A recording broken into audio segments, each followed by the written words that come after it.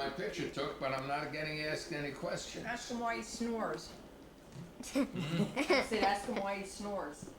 Why snore? Why do you snore? I don't snore. Grandma just tells little stories about it. She just says that I'm a snorer, but I'm not really. What's your next question, sir? What year did Grandpa go in the Air Force? What year did you go into the Air Force? Oh, I went into the Air Force in 1943. Wow. That was a long time ago. Yes, it was. Ask him what he did in the Air Force. What did you do? Well, I was a radio operator, and I was flying airplanes as a radio operator, and I flew all over the world. I flew Wow. all over the United States, and South America, Name some and countries. Africa, and in Europe. I went to Italy, and I went to France, and then I went to Egypt, and I went to India, and I flew from India to China. I did a lot of things in the Air Force. Spent a lot of time flying. And when did you get out? I got out in October 1945. And then what did you do? Well, I stayed home, and you know, for about a year, and I had a job, and I worked in a big stock brokerage in New York for a year, and then I went to college for a couple of 3 years. I was going to become an engineer, and I got tired of studying to be an engineer, so then I was going to become a newspaper journalist, and then I found out that newspaper journalists didn't make any money. So I stopped going to college, and I decided that I'd go out into the world and learn how to make money. So that's when I went into the insurance business. And I stayed in the insurance business the whole rest of my life until I retired. And now I'm a retired ex-Air Force radio operator flyer and ex-insurance man, and I'm an ex-skier and an ex-motorcycle racer. I don't do these things anymore. Mostly all I do is eat and sleep and shoot pool. I'm a pool shooter these days. It's what you might call a wasted life. Eat and aggravate his wife. Oh yeah, that's right. Well, you better keep that thing on me. I aggravate Grandma all the time. That's his job. That's my job. That's my main job, to aggravate her. Oh, I worked on a pickle truck for a while. Wow. And we used to actually make pickles in big barrels Wow. on the truck. We used to do all of that, and we traveled all over New York City, and we used to deliver pickles to delicatessen stores. And we sold mustard also, big jars, gallon jars of mustard. Wow. And we sold barrels of mustard too.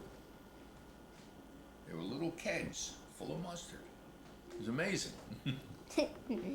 I don't think they sell mustard. Well, they sell the big gallon jars anymore. I don't think they sell kegs of mustard anymore. What kind of planes did you fly when you're on here? I flew in a lot of different airplanes. I flew in two-seat training planes, and I flew in small bombers. I flew in a Martin Baltimore A-30 and a Martin B-26 and a Boeing B-17 and and then I flew in a lot of transport planes. I flew in a C-47 transport plane and a C-54 transports and C-46 transports, and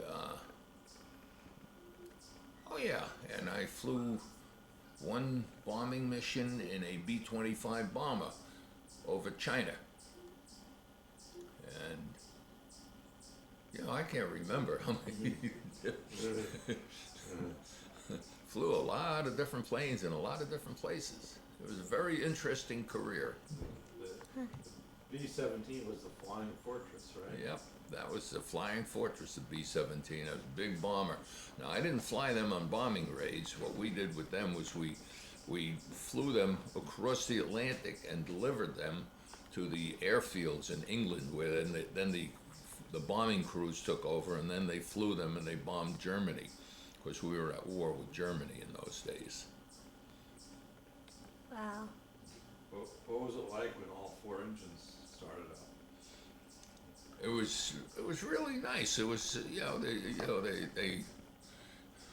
they kind of rumbled when they started up, but it was really exciting when you got at the end of the runway and ready to take off, and and what you did was everything, all the controls, the throttles and the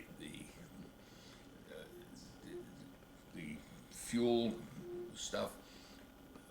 Pushed it forward, and all 4 engines were going as fast and as hard as they could, and the whole airplane shook. It really, it was amazing. It was really amazing.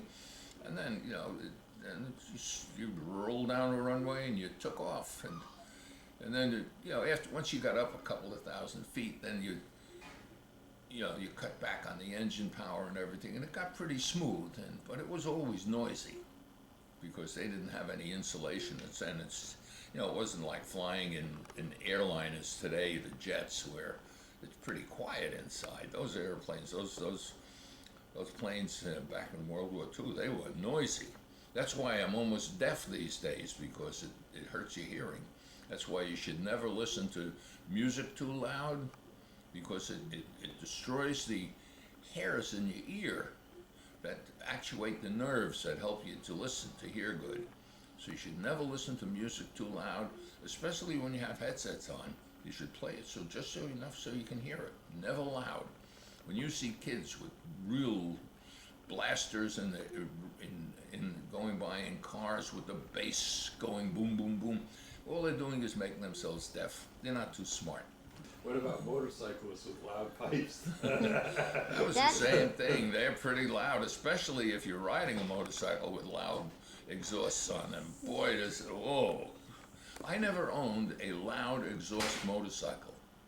Wow. Mine were always, pretty good. Of course, when you had dirt bikes and you ran dirt tracks, you had a muffler on there, but those are pretty loud. And then when you're running with a dozen motorcycles all around you, that got pretty noisy. That's not too good for your ears either. But it was so much fun. And Plus you're breathing dust and fumes, gasoline oil mixture. Well, my lungs are okay. what about when you're a smuggler in the army? Well, it was small time stuff, but we used to fly from Baltimore, Maryland, down to Nassau Island in the Bahamas, and we were delivering airplanes to the British Air Force down there, and we'd fly down to Florida and then out over the water to the island of Nassau, and we'd leave the planes there.